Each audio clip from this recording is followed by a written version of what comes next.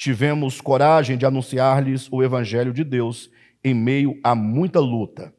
Pois a nossa exortação não tem origem no erro, nem em motivos impuros, nem temos intenção de enganá-los. Ao contrário, como homens aprovados por Deus para nos confiar o evangelho, não falamos para agradar pessoas, mas a Deus que prova o nosso coração.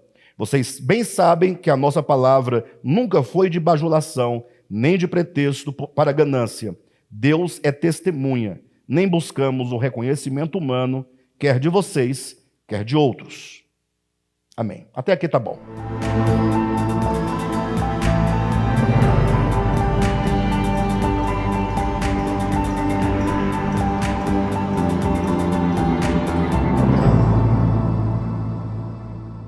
Queridos, o que nós temos visto aqui no capítulo 2, e é importante que os irmãos que estudam as Escrituras, como a gente não tem como estudar toda a epístola num único estudo sem interrupção, que nós precisaríamos de dias e dias e dias e dias continuamente, nós estudamos sempre por partes, né? Mas é sempre bom nós irmos reconstruindo, tomando de onde nós começamos e avançando, para que nós vamos tendo uma visão única da carta. Lembrando que isso aqui é uma carta. O correto era ser lida de uma só vez. Ninguém lê uma carta aos poucos, cada dia lê uma linha, né? Mas como nós não temos como fazê-lo, fazer um estudo minucioso dessa epístola, um estudo indutivo de uma só vez, nós precisamos de recuperar o que foi dito e avançar um pouco mais. A gente recupera e avança, e vamos construindo todo o entendimento da carta. Bem, o apóstolo Paulo, tanto no capítulo 1 quanto no capítulo 2, e aqui é bom que os irmãos guardem essa informação, já dissemos, mas queremos fazê-lo agora de maneira bem didática. O capítulo 1 e o capítulo 2 trazem duas grandes afirmações. A primeira, referindo-se aos irmãos de Tessalônica, capítulo 1. Sabemos que vocês são eleitos, porque existem as evidências. Ok? Então, se você tomar a expressão do capítulo 1, sabemos que vocês são eleitos de Deus, porque vocês demonstraram, e aí ele vai colocar todas essas demonstrações aqui no capítulo 1. No capítulo 2, agora falando dos próprios apóstolos, falando dos próprios líderes, dos próprios pregadores, ele começa com uma afirmação dizendo: sabemos que a nossa visita não foi inútil. Ou seja, o ingresso dos irmãos teve uma utilidade. Então, tanto o resultado que teve no capítulo 1 é a prova de que o ingresso dos apóstolos não foi inútil, como no capítulo 2, Paulo agora começa a argumentar, não agora olhando mais para os irmãos que foram alvos no capítulo 1, mas agora falando acerca dele próprio. Falando acerca de Paulo, de si mesmo, de Timóteo e de Silas, ou Silvano, é a mesma pessoa. Né? Então, como é que nós estudamos a Escritura? Nós não falamos, os irmãos de Tessalônica eram assim. Não, isso está aqui. Eu quero saber, esses irmãos de Tessalônica, com essas características, como nós podemos aplicar a nossa condição hoje, atual, na qual nós estudamos essa carta. Ou seja, os mesmos princípios aplicados aos irmãos de Tessalônica são aplicados a nós. Semelhantemente, no capítulo 2, os mesmos princípios aplicados a Paulo, Silas e Timóteo devem ser aplicados a nós hoje. Nós quem? Nós pregadores, nós pastores, nós que dirigimos o rebanho de Deus, todos os líderes de Deus. Então, capítulo 1 e capítulo 2 falam, portanto, de uma igreja sadia, de uma igreja equilibrada, de uma igreja segundo a vontade de Deus, tendo em vista que os líderes que dirigiam esta igreja, ou os líderes que falavam, comunicavam a essa igreja, ministravam a essa igreja, eram ministros adequados, representados aqui por Paulo, Timóteo e Silvano, assim como a igreja que recebia a palavra também era uma igreja adequada, porque eles recebiam a palavra com o coração, com fé, com convicção, e não como meras palavras. Em suma, havendo esses dois lados, teremos aí certamente uma igreja que está de fato apropriada ou se adequando cada vez mais para ser a igreja do arrebatamento. Essa é uma frase que pode até soar como um jargão, a igreja do arrebatamento, mas esquece o jargão por um momento e pensa, a igreja do arrebatamento é aquela igreja preparada, a igreja que vai vencer, a igreja vencedora. Então, o que é uma igreja vencedora? É uma igreja que, a partir da liderança, que tem uma boa intenção, que tem bons fundamentos, bons princípios, que ministram a palavra de Deus, tendo em vista unicamente o reino de Deus e não outra coisa, e do outro lado, uma igreja, uma comunidade de pessoas que ouvem a palavra, que recebem a palavra, que acolhem a palavra e que fazem o bom uso da palavra de Deus, que instrumentalizam a palavra para terem um viver adequado, segundo a vontade de Deus. Vamos agora falar um pouco acerca dos líderes, né? Dos pastores, dos condutores, as características dos pregadores. Não importa muito como você gosta ou como você é chamado enquanto liderança. Eu sei que existe aí todo um debate, uma discussão em torno se é pastor, se é bispo, se é... mas o que importa em si mesmo é o seu coração neste momento, tá bom? Bem, então Paulo vai dizendo acerca dos ministros o seguinte. No versículo 2 ele diz que os obreiros de Deus, a exemplo de Paulo e os demais que com ele estavam, eles superam todas as provações. Ou seja, não pense você que o trabalho de Deus, que a obra de Deus, a obra do pastorado, do pregador, do evangelista, não pense você que essa obra acontece sem sofrimento, sem perseguições. Na verdade, o sofrimento e as perseguições, elas são de fato próprias a todos os crentes. Não há crente que esteja verdadeiramente no caminho que possa se dizer livre de provações, de dificuldades, de problemas. Isso porque Paulo ensina em Romanos capítulo 8, a partir do 17, que o caminho da glorificação é o caminho do sofrimento. E Pedro vai dizer na sua primeira epístola, capítulo 4, que o sofrimento ele é necessário enquanto um juízo de Deus sobre a pessoa. Alguém pergunta, ora, mas juízo? Como assim juízo? E aqui nós estabelecemos logo algumas diferenças entre essas provações. Na semana passada, nós vimos como que Deus havia colocado um espinho na carne de Paulo com o fim de frear o orgulho, a arrogância, ou como quem colocasse um freio em Paulo, enquanto ser humano, enquanto pessoa, no sentido de que o espinho na carne era sempre ali a todo momento, como que dissesse, olha, você é apenas um servo. Você é apenas um canal. Então, como diz o texto de 1 Coríntios, capítulo 12, esse espinho na carne, o que era? Era um anjo da parte de Satanás.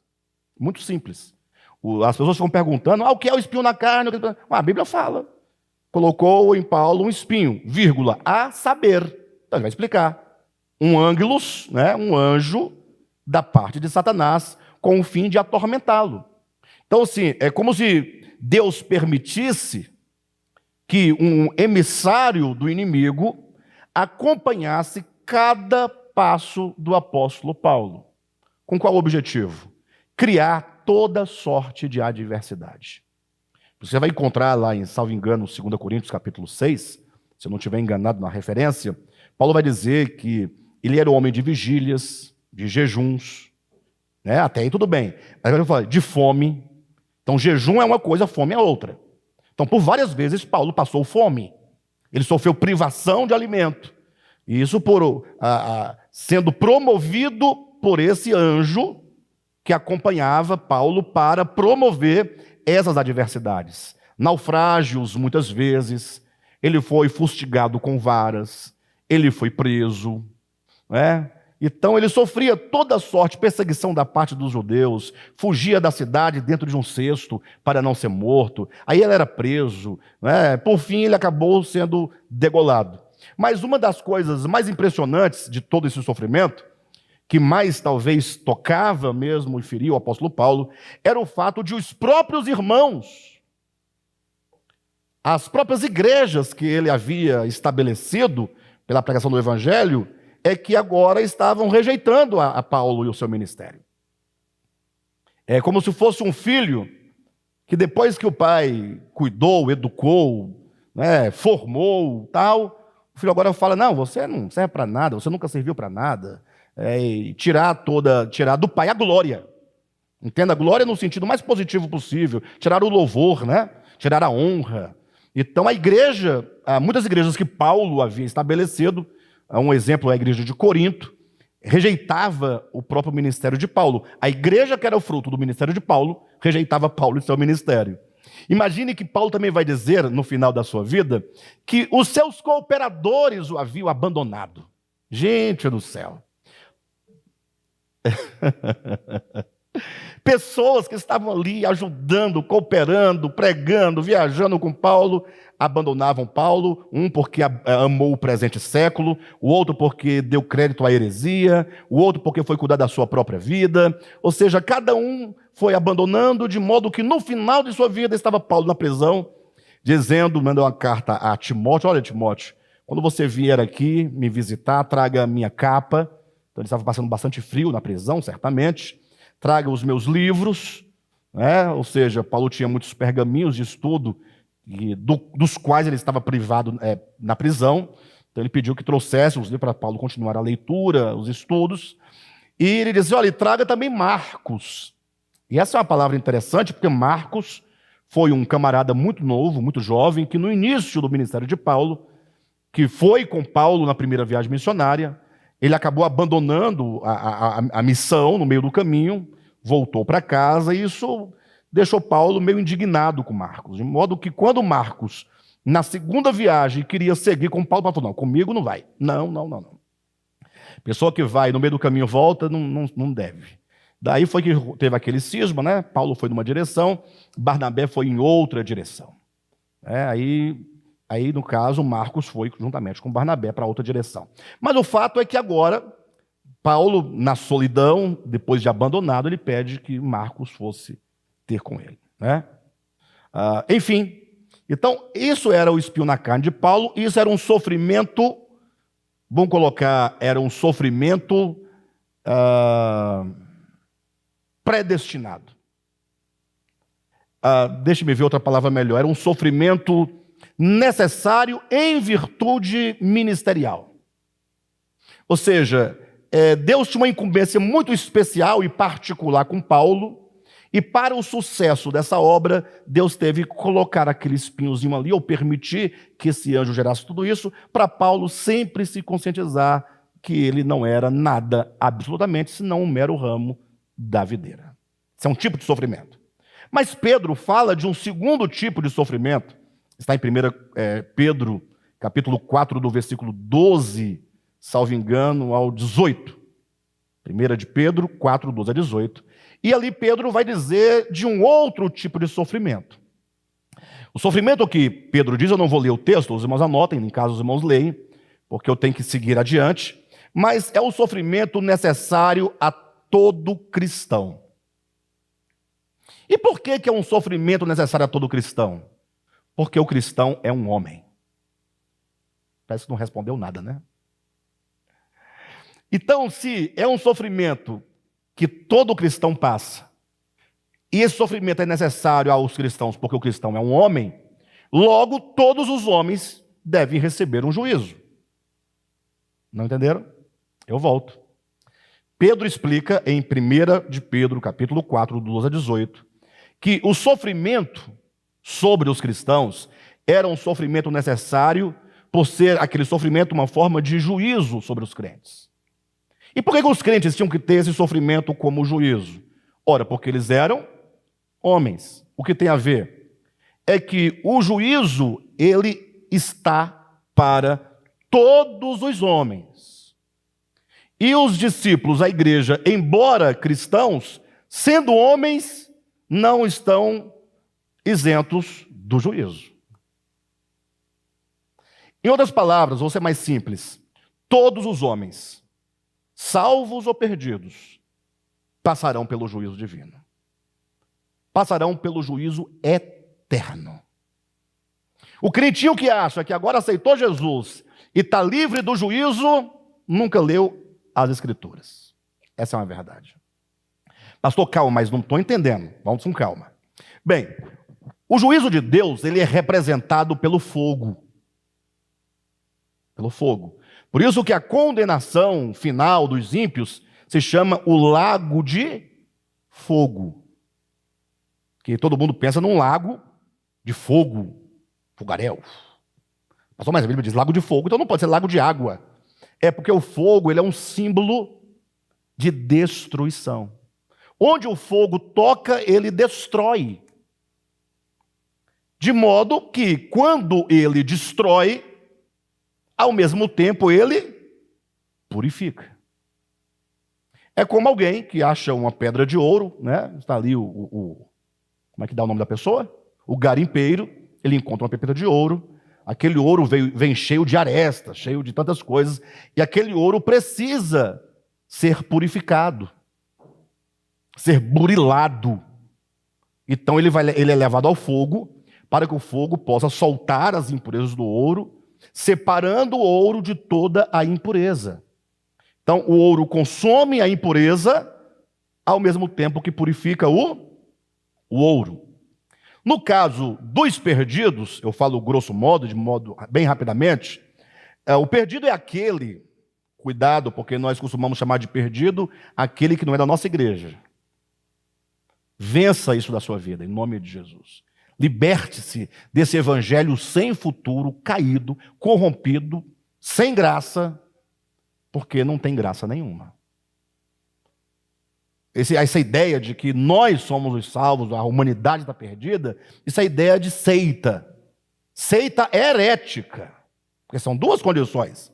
Tem a questão da seita e tem a questão da seita herética. São duas coisas muito ruins, né? Lógico, tem que separar, enfim. De todo modo, o fato é que você não pode pensar que você está salvo ou está perdido. Perfeito? Mas no caso, vamos falar grosso modo, os ímpios que por fim sofrerão a morte eterna, como a Bíblia diz, serão lançados no lago de fogo, são aquelas pessoas, são unicamente aquelas pessoas que durante toda a sua existência, todas as oportunidades que Deus lhe deu nesta era e na era vindoura, por fim, né, pensando em um fim escatológico, essa pessoa diz, olha, é o seguinte, eu já entendi tudo que vocês falaram, mas eu sou o diabo, eu sou diabólico, eu sou perverso, eu não gosto de Deus, eu não quero Deus. O maior tormento para uma pessoa dessa é viver na eternidade com Deus. É o tormento. Então essa pessoa, ela não quer, ela quer viver sim, mas por ela mesma.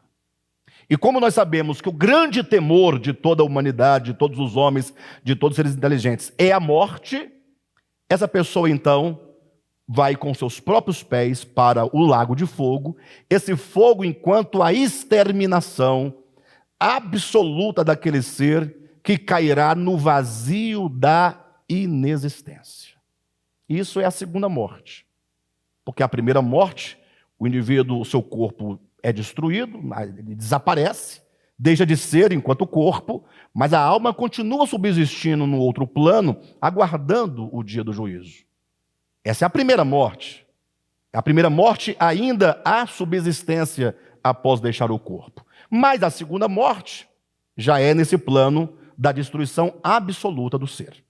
Né?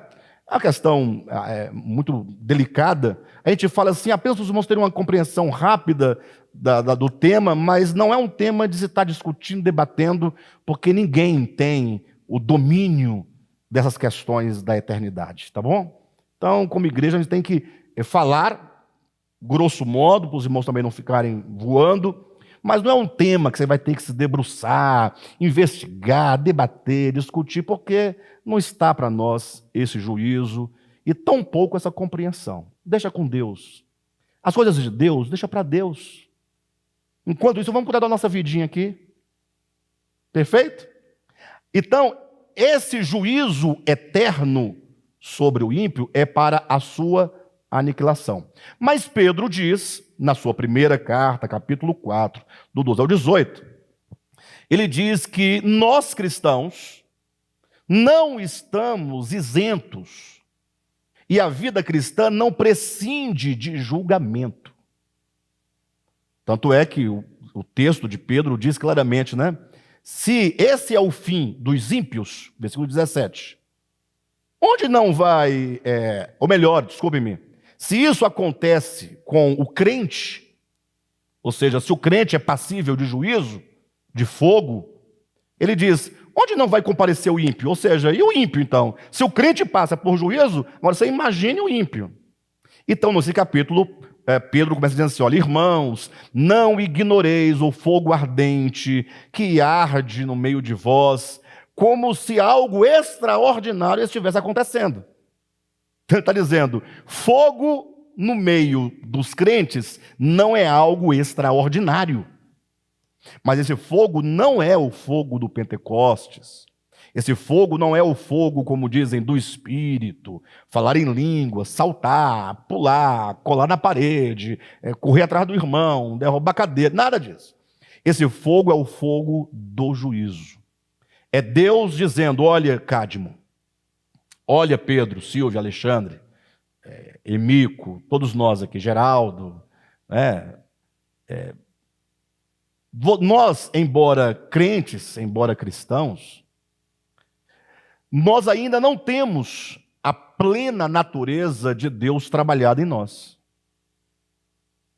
Se nós bem pararmos para pensar, se formos sensatos, lógico, porque se tem uma coisa que falta ao crente é sensatez, na maioria dos crentes. Quando é que falta sensatez? Quando você julga uma causa alheia e se esquece de julgar a si mesmo. Se você bem parar para pensar acerca da sua própria condição, se você pegasse um caderno todo dia e fosse colocar com honestidade, tá? Com verdade, você ia colocar escrevendo os atos perversos que você cometeu e os atos de bondade que você cometeu no caderno. Após anotá-los, você agora vai julgar de modo particular os atos de bondade. E vai se perguntar, por que eu fiz esse ato de bondade? Eu fui movido pelo amor de Deus, pela visão de que o outro é filho de Deus. Eu fui movido no meu interior, porque a graça, a misericórdia do Senhor tem trabalhado em mim para que eu faça isso, ou é porque a minha inclinação natural de nascimento, de família, já está inclinada a ajudar os outros? Tem pessoas que nascem e crescem numa família, vendo o pai ajudar, a mãe ajudar, o tio ajudar, e aí ele cria essa inclinação, esse hábito natural. Não é o amor de Cristo, não é a piedade, não, é porque ele aprendeu aquele curso. Como o crente que acostuma ir à igreja e nunca foi cristão. Existe uma inclinação natural. Ou será que eu faço ou fiz esse ato de bondade porque eu quero ir para o céu? Porque se você fez para ir para o céu, você é chamado na Bíblia de mercenário. Você está jogando com Deus. Deus, eu vou fazer umas obrinhas aqui, aí eu pago a entrada no céu. Aí eu entro, porque eu fiz isso. As pessoas que assim procedem, geralmente elas ficam irritadas, elas ficam desesperadas, angustiadas, quando uma outra pessoa diz que alguém que não fez nada daquilo que a pessoa que está dizendo que está salva fez, ou fez totalmente o contrário, fala, ele também vai para o céu. Ele vai para o céu? Mas se ele vai para o céu e eu também vou para o céu, qual o sentido de eu fazer tantas obras? De eu não beber mais, de eu não mais fumar? Ora, se o outro que está fumando, está bebendo, está fazendo, está acontecendo, vai para o céu, por que eu parei de fumar e vou para o mesmo céu que ele? Esse raciocínio apenas revela o seguinte: eu vou porque eu tenho o merecimento de não fazer isso ou aquilo outro. E ele, por não ter o merecimento, não pode receber o céu por recompensa. Esse é o discurso. A pessoa salva em Jesus, não é que ela pode fazer o que quiser e está salva. Não, a pessoa salva em Jesus, ela faz todas as obras de Deus a partir da própria vida de Deus que se move, que transforma, que o impulsiona a fazê-lo. E esse crente nunca contabiliza essas obras. Ele sabe que ele vai reinar com o Senhor, que ele estará na eternidade com Deus, somente pela graça e misericórdia de Deus, só isso. Ele não está pensando no que ele está fazendo. Ele faz porque o Espírito age nele, mas ele não contabiliza isso. E não leva isso em conta quando a ideia é a eternidade com Deus. Ele sabe que ele é um pecador e que estará com Deus única e exclusivamente pela graça, pela misericórdia e pelo poder de Deus e nada mais. Crente que fica contabilizando é o filho mais velho da parábola do filho pródigo. Aquele filho que fica louco da vida quando vê o pai recebendo o pródigo, fazendo festa para o pródigo, colocando roupinha nova no pródigo, sandalinha no pé do pródigo, né, colocando anel no dedo do pródigo. Vamos cantar, porque o filho voltou. Aí o filho, o fariseu, ele se desespera, ele fica louco. Como pode uma coisa dessa? Não pode. E o pai, ao invés de dar um sermão no filho mais velho, falou: filho, tudo aqui é seu, sempre foi seu. Não é? Esse teu irmão estava perdido, coitado. Você está de boa aqui, tão tranquilo. Vamos só desfrutar. A graça é desfrutar. Não é? Mas, voltando para o ponto, se você colocasse num caderno as obras suas, você chegaria a uma conclusão. Você tem muito mais de Satanás do que de Deus. Calma, vamos pensar. Pastor, eu não, sangue de Jesus, eu sou de Deus. Não, você é de Deus. Tudo é de Deus. Eu falo assim, existe mais ódio do que amor, mais inveja do que caridade, né? Existe mais inimizade do que a promoção das amizades. Existe mais intriga do que pacificação. Vida de crente é vida atribulada de pecado, de carne. Crente vive o dia todinho assim, procurando alguma coisa para poder falar, para poder... Crente não é terrível. Se você quiser entender um pouco, em maior simplicidade, para você não achar que eu estou mentindo, aí eu vou falar assim, olha, as obras da carne são conhecidas. Ou seja, ninguém... não sabia. Não, sabe. São conhecidas. Elas são. Aí vai falando, prostituição. Aí, eu não prostituo. Será que você não prostitui? O que é prostituição? É fazer sexo com o outro, tendo no meio uma moeda de troca. Então você que só faz sexo com seu marido ou com a sua esposa, se ele ou ela satisfizer as suas vontades, se andar na linha, né, se cumprir com os seus desejos, você está cometendo, mesmo dentro de um casamento, prostituição. Você vende o sexo. Você barganha o sexo. Meu bem, eu quero viajar para ver minha mãe lá no Ceará. Filha, esse semestre não vai dar. Então, com algumas contas aqui, vamos deixar para o final do ano. Mas hoje ainda é fevereiro. No final do ano. Eu quero ir em março. Não, é só no final do ano. Não vai dar. Aí a mulher começa a querer descontar. Sabe? Fala assim, eu vou dar um castigo nesse camarada. Dá um castigo nele. Como ele gosta... À noite ele vai querer... deitar, ficar com um pezinho lá, tá com um pezinho no outro pezinho. Ele começa no pé. Não é? Como é que vocês fazem quando está assim meio assim, com a cara virada? Aí dentro na cama, não quer nada. Por que faz? Para dizer, não dormi ainda, estou acordado. É porque o outro pensa que você já dormiu, né? Aí você quer dizer, estou acordado, meu bem. Ainda tem tempo de fazer alguma coisa. Aí a pessoa, ela tosse, para dizer para o outro que está acordado. Aí puxa a coberta daqui, aí o outro puxa dali. Aí daqui a pouco o mais interessado, que geralmente é o homem, vai com um pezinho no pezinho da mulher. Né? Porque se ela corresponder com o pezinho, pronto, aí acabou, aí ganhou o que quis. Agora se ela for para o outro lado, tirando o pé para longe, está dado o recado. Ou seja, se a relação no casamento depende de acordos, Pode ser casado no civil, no religioso, no papa, no pai de santo, no pajé. Pode receber a bênção de todos os ministros, de todas as religiões, do Buda, de Maomé, de Jesus Cristo, todo mundo é prostituição. É uma troca. Aí Paulo vai dizendo, as obras da carne são conhecidas, né? Adultério, luxúria. Eu não tenho tempo de explicar cada uma dessas palavras, gasta muito tempo, mas vamos nos pontos mais específicos. Lá fala sobre a feitiçaria. Se tem uma coisa que crente é feiticeiro. Crente feiticeiro, que acredita que colocando o nome de uma pessoa num papel e colocando debaixo dos seus joelhos, alguma coisa vai acontecer com ele lá. Oração contrária. Mandinga de crente, óleo, suco de uva, rosa, vela amarela. Tudo isso é um mecanismo, um sincretismo religioso que os pastores por aí chamam de símbolos da fé, outros chamam mais especificamente de pontos de contato da fé, é feitiçaria. Pastor, o que é feitiçaria em 3 palavras? Feitiçaria é você conferir um poder a uma coisa qualquer. O poder que só pertence a Deus. Toda vez que você faz, vamos colocar um pente, né, dentro do armário e amanhã, quando amanhecer, ele vai estar de um jeito, porque a pessoa tal, colocar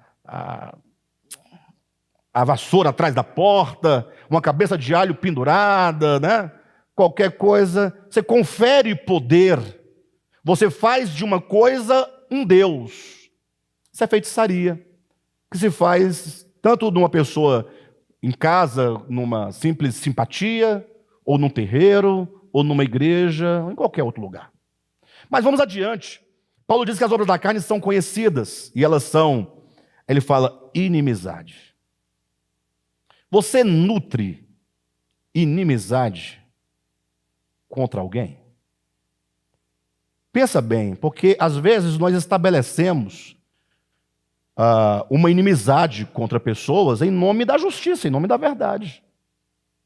Ora, se a pessoa errou contra você, a Bíblia te manda perdoar e orar por ela e abençoá-la.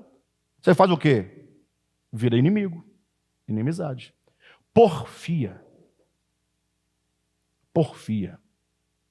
contenda, facção, partidarismo. Não precisa falar mais nada, né? Porfia, contenda, partidarismo. Tudo isso são obras da carne. Então, se você for analisar todo o seu dia, colocar num papelzinho, você vai observar, agora vamos ao fruto do Espírito, né?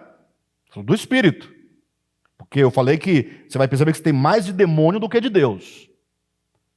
Então, o que é o fruto do Espírito? Amor, paz, alegria, longanimidade, benignidade, mansidão, justiça, domínio próprio.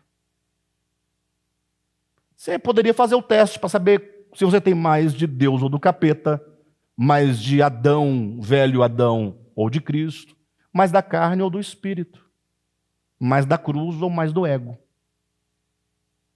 É por esta razão, e Deus sabe de tudo isso, aqui não é nenhuma palavra de acusação para ninguém, então aqui todos os crentes são assim, é que Pedro diz que nós estamos debaixo do juízo divino. As tribulações, elas vêm para nos quebrantar, para nos fazer reconhecer, para baixar um pouquinho a bola, começar a se humilhar e a olhar para si mesmo, saber que você é pecador, que você não é nada, que você é carente da graça de Deus como todas as pessoas. E só o sofrimento é capaz de nos levar a uma reflexão mais profunda acerca de nós mesmos. Porque quando tudo está bem, nós não temos por que refletir sobre o quê? Está tudo bem? Está tudo legal? Dinheiro no banco, saúde, amigos, poder, fama, sucesso. Agora, quando as coisas começam a ficar difícil, no caso, quando o fogo da provação o fogo começa a arder e a queimar, que o fogo dos sofrimentos, aí a pessoa logo pensa em Deus. Agora ela pensa em Deus. Então é esse pensar em Deus que te faz voltar-se a Deus. E é onde Deus tem espaço para trabalhar profundamente a nossa consciência e o nosso coração. Pedro diz que esse fogo é um fogo ordinário e não um fogo extraordinário. Pedro diz que esse fogo visa a purificação de nossas almas. Perfeito? Este é o versículo 2 que fala das tribulações. Lógico que eu estendi bastante aqui a ideia, mas como característica dos homens de Deus, dos obreiros de Deus, homens e mulheres de Deus, né? Obreiros de Deus que estão fazendo a obra, no versículo 2 nós temos a questão do sofrimento. O sofrimento como, ou melhor, mesmo diante de sofrimentos, ainda assim Paulo foi anunciar a palavra, isso prova já a intenção do coração do apóstolo. Ou seja, Paulo não era alguém que buscava vida boa. Lógico que ter vida boa é sempre bom. Ninguém diz em sã consciência, eu quero uma vida bem ruim, uma vida toda atribulada. Não, ninguém quer. Todos nós queremos vida boa, óbvio. Mas os sofrimentos, os problemas, as tribulações, as angústias não podem ser o impedimento. Quando essas coisas acontecem, a pessoa que é sincera diante de Deus, que tem um coração reto diante de Deus, ela vai a despeito de toda sorte de tribulação. Paulo continua dizendo, no versículo 3, pois a nossa exortação não tem origem no erro, nem em motivos impuros. Aqui Paulo agora começa a dizer, porque a nossa pregação, está aí, não está? Versículo 3, a nossa exortação, a nossa palavra, a nossa pregação, não tem origem. O que ele está dizendo? Por que nós pregamos? Essa é a grande questão. Ou seja, nós, diz o apóstolo Paulo, a nossa exortação, a nossa palavra, a nossa insistência pelo reino de Deus, pelo evangelho, não tem origem no erro, num coração errado, num coração desviado, num coração que não está alinhado com Deus nem com seu reino. Não tem origem, como ele diz aqui no versículo 3, né? Em motivos impuros, nem temos a intenção de enganá-los. Ou seja, o coração dos líderes precisam de ser corações retos. Aí nós terminamos semana passada dizendo, estendendo isso para cada cristão, todos nós deveríamos em algum momento parar, investigar o nosso coração, como quem perguntasse, por que eu vou à igreja? Por que eu vou à igreja? Essa é uma pergunta muito séria. Eu falo isso porque eu tenho visto, por anos a fio, pessoas que vão à igreja, você fala, poxa, essa pessoa gosta mesmo de igreja, você vê que ela é de igreja. Esse irmão é a cara da igreja, porque ele vem em todas as reuniões, ele gosta, ele dança, ele canta, ele participa, ele se alegra. Aí, de repente, qualquer acontecimento fortuito, barato, insignificante, arranca a pessoa da comunidade, das reuniões. Ou seja, por que essa pessoa então ia? Por que você vai à igreja? Quando você perguntar por que eu vou, logo você chegará a uma conclusão. Se você vai por causa da cura, se você não for curado, você deixa de ir. Ou seja, você vai na condição de ser curado. Deus é obrigado a te curar caso Ele queira você na igreja. Entenderam? É um jogo. Você vai à igreja por quê? Porque você quer um cargo. Então, se você não tiver o cargo, logo você deixará de ir à igreja. Você vai para a igreja com medo dos demônios e com medo de ir para o lago de fogo. Um dia você descobre que Jesus já venceu todos os principados e potestades na cruz do Calvário e te libertou da lei, dos pecados e tal, e dos gafanhotos e de tudo mais. Aí você faz o quê? Deixa de ir à igreja. A motivação era o medo. Não era a igreja, não era a comunhão, não era Deus, não era a palavra, nada disso. Por que você congrega? Tem pessoas que vão à igreja para receberem ajuda financeira, material. Pessoas que já estão viciadas em passar de igreja por igreja, recebendo as ajudas, contribuições. Só vive disso. Cada um tem que viver de alguma coisa. A pessoa estabeleceu que ele vai viver disso. Então ele vem para cá, fica aqui, aí ele tira. Aí quando os irmãos falam, tem um problema aqui. Aí a pessoa, desconfiaram. Sai, aí vai para outra igreja. Tem isso no meio do povo. Então, nós temos que investigar se aqui diz a nossa exortação, você tem que dar a minha devoção, a minha oração, o meu congregar, o meu ofertar, tem origem no erro? É a pergunta. O que é origem no erro? Tem origem em alguma, como diz o texto aqui, em algum motivo impuro. Motivo impuro é motivo que não é puro. É um motivo que foge da pureza e da integridade do Evangelho. Pastores que lideram igrejas por causa do dinheiro. Será que existe isso hoje em dia? O que vocês acham, pessoal? Pastores que fizeram da obra do ministério, fizeram do ser pastor, do ofício e de ser pregador um meio de ganhar dinheiro. Aí quando então tira o dinheiro do tal pastor, o que ele faz? Estou fora. Não tem mais dinheiro. A motivação era o dinheiro. Imagine só se o governo começa a fiscalizar as igrejas. Que eu acho que não tem nada anormal nisso. Eu sei que um pastor que gosta de gritar e vai dizer, está perseguindo a igreja do Senhor Jesus. Não. O governo tem todo o direito, e eu penso o dever, de saber de onde está vindo o dinheiro e para onde está indo o dinheiro. Afinal, a igreja é um veículo muito fácil de você lavar o dinheiro que tem origem perversa. Bem, é assim que eu imagino. É normal. Chega aí um auditor, né, da parte do governo. Como é que tá? Como é que funciona isso aqui? Como é que funciona? De onde vem o dinheiro? Para onde vai o dinheiro?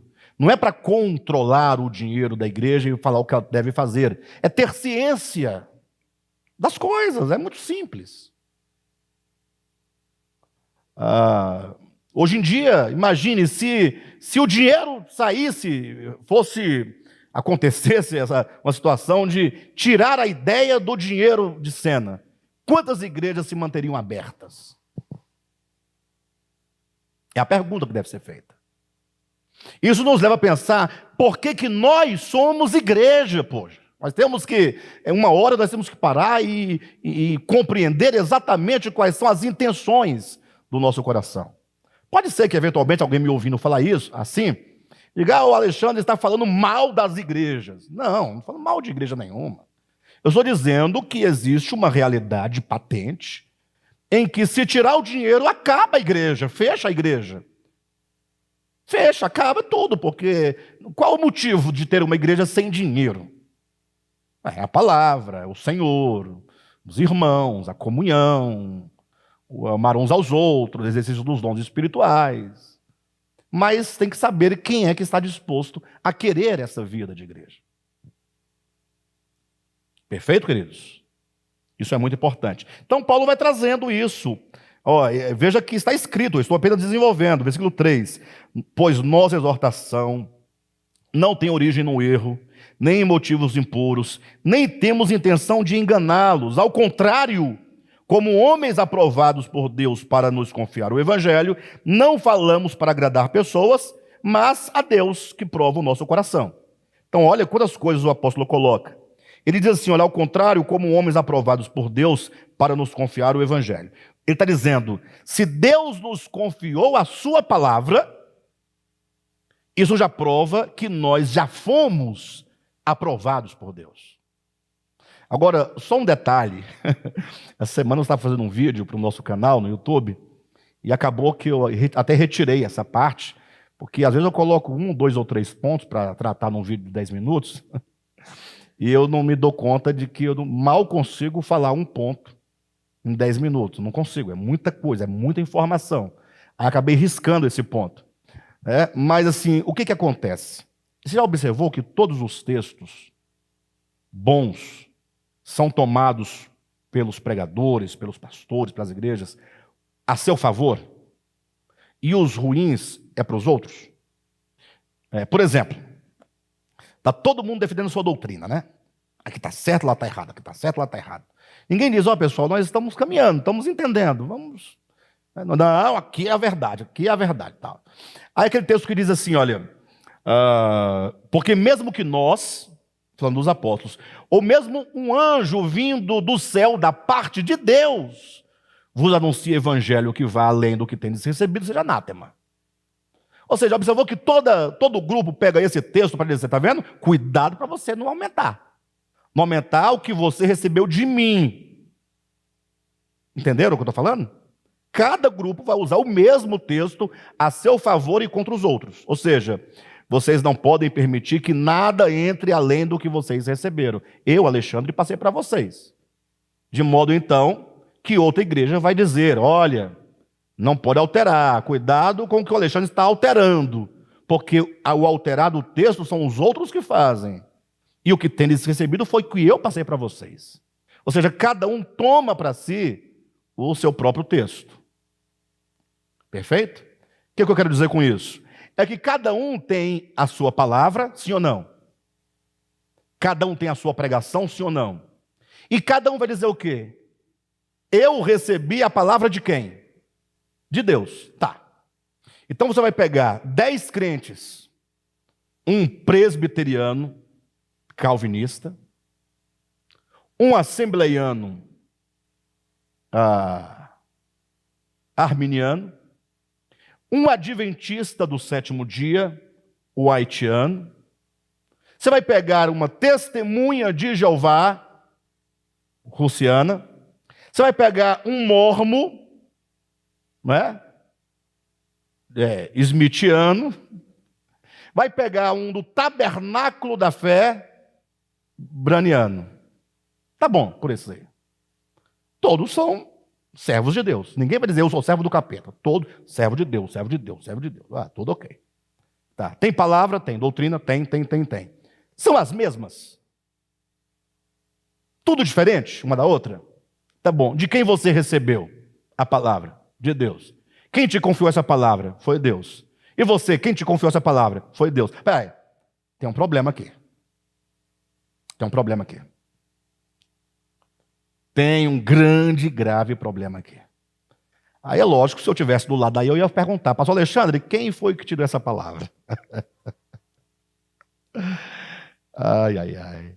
É uma coisa interessante, todos vão dizer que receberam da parte de Deus. Ou Deus está maluco, perdeu o juízo, o que não é verdade, até uma blasfêmia falar isso, lógico, eu não estou falando, eu falei, né? A hipótese, se você acha que está tudo certo, você acha que Deus deve ser maluco, porque Deus falou, guarda o sábado, falou para o outro, não guarda. Falou para o outro, doa sangue, não doa. Para o outro, usa o véu, não usa. A profeta é Ellen White, não é mais, agora é o Brana. Mas Ellen White continua sendo lá. Aqui é o Brana, mas um fala contra o outro. Tem um problema. O vídeo que eu gravei, que vai ao ar amanhã, vai ser postado na internet amanhã, você que ainda não se inscreveu no meu canal, se inscreva. É como você identificar o falso evangelho. Simples. Uma chavinha hermenêutica, só uma. 10 minutos. Simples. Se você pegar essa chavinha e fizer o uso, é você bater o olho com 2 minutos, você ouvindo o pregador, você sabe se é falso evangelho ou é verdadeiro. Não tem como escapar. Você não tem que saber escatologia, né? Você não tem que saber, como é que fala? Cristologia, pneumatologia, arqueologia. Não, basta essa chave. Com essa chave você vai ouvir o pregador, essa é de Deus, não é de Deus, você sabe claramente. Mas aqui Paulo está dizendo que ele e os demais apóstolos receberam, foram aprovados por Deus, razão porque Deus lhes confiou a sua palavra. Aqui é a palavra apostólica. É aquela palavra que Paulo vai dizer lá em Efésios, no capítulo 2, versículo 20. Ele diz: edificados sobre o fundamento dos apóstolos e profetas, sendo ele mesmo, Jesus, a pedra angular. Ou seja, o fundamento, que é o fundamental da palavra apostólica. Por que fundamental? Porque tem na palavra apostólica o que não é fundamental. Como assim, pastor? Não entendi. Porque Paulo e os demais apóstolos, e nós e qualquer outro pregador do seu tempo, sempre vai trabalhar com os princípios que são eternos e imutáveis. Estão de acordo com a palavra de Deus que é eterna e imutável. Mas ele vai ter que lidar com os aplicativos que fazem parte do seu tempo, da sua cultura. São aplicativos. Como eu posso lidar com essa questão? Não é? Se lá na China é de um jeito, aqui no Brasil é de outro lado, do outro lado, que são as questões que são relativas. Então Paulo fala sobre o véu, o uso do véu.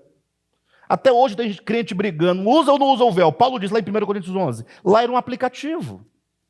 Por quê? Porque a verdade, o fundamento mesmo, é o que Paulo diz no início. Eu quero que vocês saibam que o assunto tratado enquanto fundamento aqui é exatamente a autoridade e a submissão, que são as duas colunas do reino de Deus. Quebra a ordem de autoridade e submissão, você já está no reino das trevas. Porque você está saindo de debaixo de um princípio da ordem, do governo e da preservação de todas as coisas. Agora, quanto ao véu, quanto ao cabelo, agora ele passa a usar o aplicativo para tratar de um costume local de Corinto. Então, quem lê atentamente, quem sabe ler, tem uma boa leitura, vai ver que Paulo, em 1 Coríntios 11, fala de um princípio e fala de um aplicativo. O princípio é eterno e é para todas as pessoas. O aplicativo é para aquele tempo. Perfeito? Então, veja que quando você fala a palavra dos apóstolos, o que nos interessa é o fundamento. É aquilo que não pode ser mudado. É o princípio vital. Os aplicativos já mudaram e vão mudar. Paulo vai dizer: eu quero que as mulheres fiquem caladas na igreja. Isso é um aplicativo. Então, o que nos interessa na palavra apostólica é a essência, é o fundamento. E ele vai dizer, e esse fundamento é o próprio Cristo.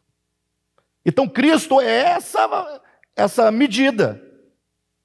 Então, como é que eu sei que Paulo, de fato, tinha recebido a palavra de Deus? E como eu sei se o Beltrano, nós falamos aqui, né? As várias categorias de segmento, não falamos? Como é que eu sei se aquele outro, receberam ou não a palavra de Deus? Aí você tem como aferir. Paulo disse: Deus nos confiou a sua palavra. Deus confiou a sua palavra aos seus apóstolos, confiou a sua palavra a Paulo. E Paulo diz: quando Deus confia a alguém a sua palavra, esse alguém já foi previamente aprovado por Deus. Todo esse discurso é porque nós não devemos cair em qualquer conversa. Porque Deus me confiou a sua palavra. Aí o outro: Deus me confiou a sua palavra. Basta dizer isso e você está, aleluia, glória a Deus. Calma. Então Paulo vai dizendo acerca do seu procedimento. Ele diz: ao contrário, como homens aprovados por Deus para nos confiar o evangelho, não falamos para agradar pessoas, mas para agradar a Deus, que prova o nosso coração. Ou seja, a mensagem de Paulo não tinha compromisso com o homem. Isso por quê? Porque, queridos, olha, eu vou ser honesto para vocês. Eu já participei de algumas comunidades denominacionais que era assim, olha, a igreja sede no plano piloto, lá as irmãs cortavam cabelo, pintavam unha, usava esmalte, usava base, usava salto alto, usava calça comprida e tal. Lá não era pecado. Mas na mesma igreja, do mesmo segmento, lá na periferia, lá a cobra piava. Porque aqui são pobres, coitados. Os dízimos são tão insignificantes que, se deixados de comparecer, não faz nem cócegas. Então, se a pessoa aqui ficar debaixo do cabresto, se ela sair fora, não faz falta. Agora, como falar isso para a mulher do governador, para a mulher do promotor, para a mulher do presidente da República? Como vai falar para a dona Michele? Como? Ela vai sair da igreja. E quem é que não quer a Michele na sua igreja? Não a minha filha. Eu falar Michele, mulher do Bolsonaro, porque a minha filha também é Michele. Todo mundo quer, vem para cá, vem para cá, vem para cá.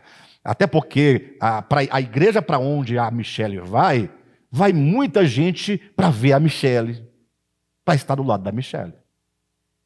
Paulo diz, olha, o nosso compromisso, o nosso coração, as motivações não tem origem no erro, não é por aí. Deus nos aprovou, Deus nos confiou a sua palavra. Nós não estamos falando palavras por causa do homem, bajulando a homens para que eles fiquem, para que eles permaneçam. Não. Olha, queridos, deixa eu contar uma coisa para os irmãos. Eu não posso citar o caso, porque não é bom fazer esse tipo de coisa, mas um dia desse uma pessoa me procurou, pediu uma comunhão comigo, né? Falou, pastor, comunhão, tá. A pessoa falou, pastor, eu não vou mais permanecer no seu ministério, tal. A pessoa teve bastante hombridade, né? De me procurar para dizer que ia sair do ministério enquanto membro, mas que nos amava muito, tinha um carinho muito grande por nós. Eu perguntei, então, tudo bem, mas e as razões? Seria bom você me falar, porque a gente pode corrigir o que não está correto, não é? É sensato você ouvir, saber. É muita coisa. E, dentre as muitas coisas, essa pessoa citou uma situação bem específica, de uma pessoa especificamente. E aí eu comecei a abordar essa pessoa através da Bíblia, e procurando, mostrando tal. Falou, pastor, você pode mostrar tudo, você tem até uma certa razão de tudo isso, mas eu não posso. Eu tenho família, eu tenho filhos, não dá. Para mim não dá. Não é? Aí eu falei, irmão, então infelizmente você tem que procurar um lugar onde a igreja é dirigida conforme você acha que tem que ser dirigido, porque você assim vai ficar tranquilo naquela comunidade. Ele falou assim, mas desse jeito aí você vai perder mais gente. E vai ficar só com essa pessoa, vai sair todo mundo. Vai ficar só ela. Eu falei, então vão sair. Se forem de sair, por causa disso, vão sair.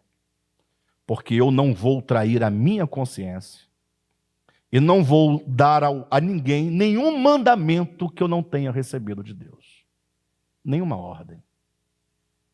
Mas e o Evangelho? Eu falei, o Evangelho é de Deus, eu estou cumprindo o que ele falou para eu fazer. Agora, eu não vou preservar uma cambada de fariseu em detrimento de um pecador. Nunca. Aí não dá.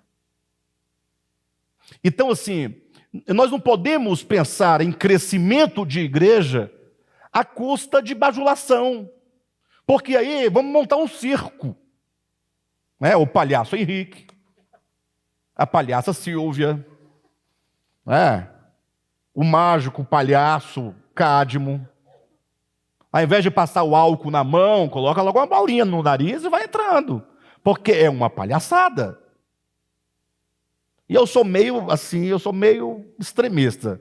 Se é para bagunçar o negócio, quer ganhar dinheiro, quer bagunçar, monta uma quadrilha e ganha dinheiro. Ficar brincando de igreja, dinheiro para cá, bajulação para cá. Não, ou é o Evangelho ou não é o Evangelho. Eu sei que tem muitas pessoas que têm outra forma de pensamento, mas que são sinceros naquilo que eles acreditam. Foram formadas daquela maneira. Nós devemos respeitar o momento de cada pessoa, mas que cada um pense acerca de si mesmo. Então Paulo dá esse testemunho acerca de si mesmo, no versículo 5 ele diz, vocês bem sabem que a nossa palavra nunca foi de bajulação, nem de pretexto para ganância. Deus é testemunha. E o versículo 6 se encerra dizendo, nem buscamos reconhecimento humano, quer de vocês, quer de outros. Olha, Paulo não buscava o reconhecimento. Ele pregava a palavra porque ele tinha uma incumbência, porque ele tinha um encargo de pregar. Ele não estava buscando nome, categorias, posição.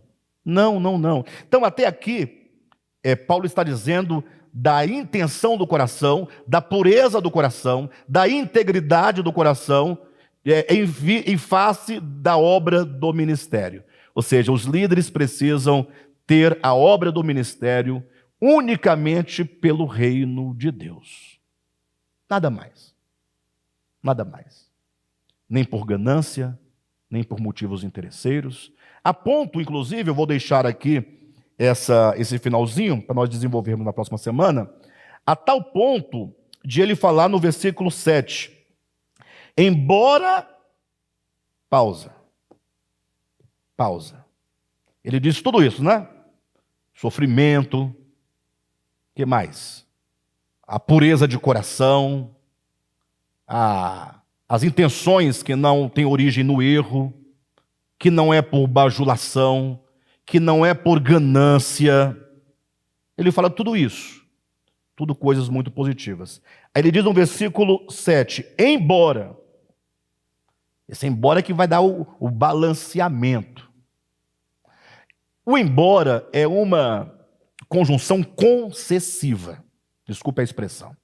Mas para os irmãos entenderem que essa conjunção ela vai articular duas ideias que elas não são opostas, elas são paradoxais. Como eu posso colocar? Ou seja, porque quando fala de oposição, é o mais porém, todavia, ele vai dizer uma coisa em detrimento de outra. É exclusão. Agora, a concessiva, ela coloca duas coisas diferentes, mas que elas estão no paradoxo, no balanço, não na contradição, mas coisas diferentes que convivem em harmonia. Não é uma exceção, são duas coisas que são diferentes, mas que estão equilibradas. Elas têm uma atração de harmonia e não uma atração de separação total. Embora, seria mais ou menos assim, olha, digamos assim, vamos ao texto, que é mais fácil, né? Embora, vírgula, como apóstolos de Cristo, pudéssemos ter sido um peso. Fomos bondosos quando estávamos entre vocês como uma mãe que cuida dos próprios filhos. Quando diz, embora, vírgula, como apóstolos de Cristo, vírgula, pudéssemos ter sido um peso, vírgula, fomos bondosos para com vocês, como uma mãe que cuida dos próprios filhos. Qual que é a ideia? Ele diz assim, embora como apóstolos de Jesus Cristo, temos o direito de que vocês nos sustentem financeiramente falando. Quem entendeu?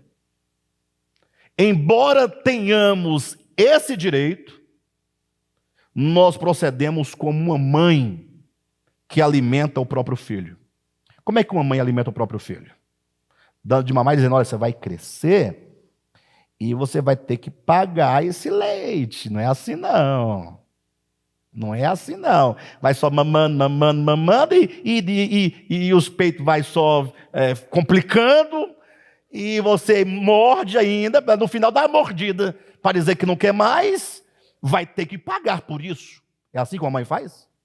Não, a mãe se doa gratuitamente. Não cobra, não exige, não impõe condições, é doação incondicional. Então Paulo diz, embora, vírgula, como apóstolos de Cristo, vírgula, pudéssemos ser um peso, talvez em outra versão diga, pudéssemos receber salário, talvez tenha essa expressão, nós, para com vocês, fizemos o contrário. Bem, aqui surge uma questão, e logo é uma discussão muito intensa, porque as pessoas não sabem discutir um ponto específico.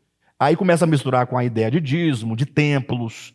Hoje em dia, a maioria das pessoas, quando condena o templo e condena o dízimo, o que é próprio, porque não existe nem dízimo nem templo no Novo Testamento, mas logo eles condenam tudo isso, não por causa do dízimo, não por causa do templo, mas por causa de pastores que vivem de salários altíssimos das igrejas. Perfeito? Então eles vão misturando as coisas. Mas a ideia seria muito simples. Primeiro, Paulo diz, embora nós pudéssemos receber salário, ou seja, é um direito, é devido, ele coloca. Nesta circunstância, em especial, Paulo tinha os motivos para agir assim. Ele diz, nós abrimos mão desse direito. Aí a pergunta é, pastor, mas me responda, não necessariamente o pastor, para não ficar muito chancelado, né? Mas os líderes em geral, que estão na responsabilidade de grandes organizações, igrejas, eles devem receber salário segundo a Bíblia, não segundo o preconceito, não segundo a religião, não segundo a Escritura. Aí vão citar esse texto para dizer, Paulo não recebia. É verdade, nesse caso. Aí você tem que fazer o quê? Colocar as coisas na seguinte ordem. Primeiro, Paulo tinha o direito. Embora, como apóstolos de Cristo, tivéssemos o direito. Então, primeiro ele diz, é de direito. Segundo, aqui aos Tessalonicenses ele diz, nós não usamos desse direito. Nós nos doamos numa graça e numa doação incondicional. O que significa isso? Que ele não recebia? Nada, absolutamente? O que vocês acham? E agora?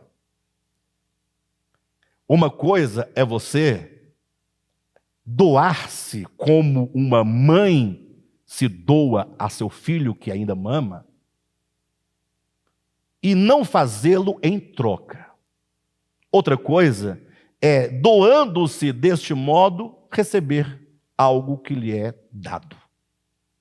Ou seja, ele não faz para ou por causa, ele faz porque ama.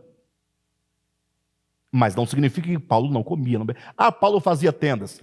Lê um texto comigo para os irmãos verem.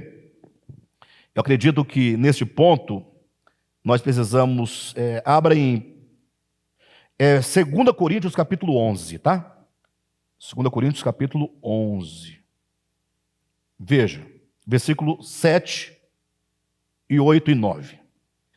Será que cometi, diz o apóstolo Paulo perguntando à igreja de Corinto, será que cometi algum pecado ao humilhar-me, a fim de elevá-los, pregando-lhes gratuitamente o evangelho de Deus? Irmãos, presta atenção. Primeiro princípio, evangelho se prega gratuitamente. Perfeito? Quem cobra para pregar é sempre um mercenário. Ponto. Pastor, mas eu tenho que cuidar da minha família. Sim, mas você cobra para pregar, você é um mercenário. De graça receber, de graça dai. Isso não implica que a partir de então, a igreja fala assim, então dane-se, agora você vai pregar por amor, vai morrer de fome, se vira peão, que nós queremos é palavra gratuita. Não, isso aí é uma outra coisa. Do lado de quem prega, se prega gratuitamente. Não se prega por salário, não se prega por oferta, não se prega por nada absolutamente material. E disso eu posso dar o testemunho, eu poderia dar vários testemunhos aqui da nossa própria experiência, que nós aqui sempre pregamos sem nunca exigir absolutamente nenhum salário. Não significa que eu não receba. Mas já tivemos situação de os irmãos, com tanta pena de mim, tadinho do Alexandre, eles me ofertavam para me ajudar R$70 por mês. À época, meu aluguel era 250. Eu recebia R$70 de ajuda voluntária da igreja. Os irmãos falaram, pastor, que nós podemos te ajudar. Pastor, que tal... Mas, na verdade, a minha esposa trabalhava no MEC nessa ocasião, e aí as coisas em casa ficavam mais equilibradas. Quando entrou um novo presidente, não vou dizer o nome para não ficar tendencioso, ele tirou todos os servidores que estavam lotados nesses gabinetes, né, lá dos ministérios, que não eram concursados. A Jane então ficou, pá. Foi aí então que a coisa ficou tão difícil. Eu falei, irmãos, o que eu vou fazer? Eu vou continuar cuidando da igreja, obviamente, necessariamente, e vou trabalhar secularmente como todo obreiro deve fazer. Quando se não tem os recursos para a manutenção de um obreiro, ele não pode abandonar a obra de Deus para trabalhar secularmente, porque ele estaria dizendo o quê? Então ele tem que continuar cuidando da obra de Deus, como Paulo muitas vezes fez, e fazer tendas. Os entende fazer tendas agora como uma expressão de cair no campo do trabalho secular para promover o seu próprio sustento. Perfeito? Então, continua-se cuidando das coisas de Deus e trabalhando secularmente, o que é mais do que digno para qualquer servo do Senhor, qualquer pregador, qualquer pastor. Ocorreu que, com um ano depois, quando eu fui fazer o balanço da igreja, do trabalho efetivamente na igreja e o trabalho secular, o que eu percebi? Que o meu trabalho secular prosperava e o trabalho da igreja minguava. Eu percebi que o trabalho secular sugava todas as minhas forças, eu aplicava tudo que eu podia aplicar, e a igreja, ficava eu servindo sempre, sem nunca abandonar, obviamente, mas o trabalho da igreja ficava prejudicado em razão do cansaço físico e mental. Aí eu tomei uma atitude: largar o ministério, não é não? Foi isso? Falei, não, eu vou tomar com toda intensidade o trabalho da igreja e vou deixar o secular para lá. Quando eu disse isso, os irmãos reunidos, o Gilvan estava presente, a Silvia estava presente, não me recordo bem, os obreiros da época que estavam ali, falaram, olha, Alexandre, pastor, mas nós não podemos dar a você o que você hoje ganha no serviço secular. Falei, bem, a grande questão é que eu não estou colocando aqui a ideia de salário. Não tem aqui a ideia de salário. Não. Eu estou dizendo que eu estou assumindo, por conta própria, o serviço integral da obra de Deus, independentemente de qualquer coisa. Não há a exigência. Você me paga tanto, eu faço. Você não paga, eu não faço. Na obra de Deus não acontece, ou não pode acontecer dessa maneira. Quem assim procede, comete pecado. Banaliza a causa de Deus, faz da causa de Deus uma coisa de homens. Bem, mas, continuando o texto que eu me propus a ler com os irmãos, 2 Coríntios capítulo 11, versículo 7. Será que cometi algum pecado ao humilhar-me a fim de elevá-los, pregando-lhes gratuitamente o evangelho de Deus? Versículo 8. Despojei outras igrejas, recebendo delas oração, a fim de servi-los. O que diz na sua Bíblia? Despojei outras igrejas, recebendo delas sustento, na NVI, salário, na RA, para poder servi-los. Ou seja, Paulo é claro que as igrejas ofertavam para o seu sustento pessoal. Está aqui, é o testemunho dele próprio. Pastor, como conciliar então essa ideia? Porque lá em Tessalonicenses, para nós podermos encerrar, ele diz que, tendo ele o direito, não fazia deste modo. Ele não fazia deste modo em algumas circunstâncias muito específicas, quando a questão da oferta se tornava um obstáculo. Um obstáculo. Vocês imaginem só, acontece da igreja local aqui não puder absolutamente dar salário ou ajuda, manutenção do pastor local. Imagine uma situação. Imagine só que o pastor coloque isso como condição. Não se torna aqui um grande obstáculo? Como é que os irmãos vão receber isso?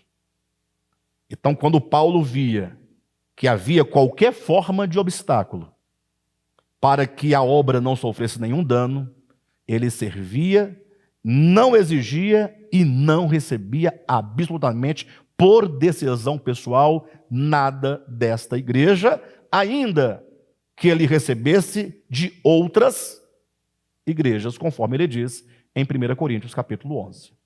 2 Coríntios capítulo 11, versículos 8 e 9. Perfeito, queridos? Qual que é a ideia? A ideia desse tema está aqui no versículo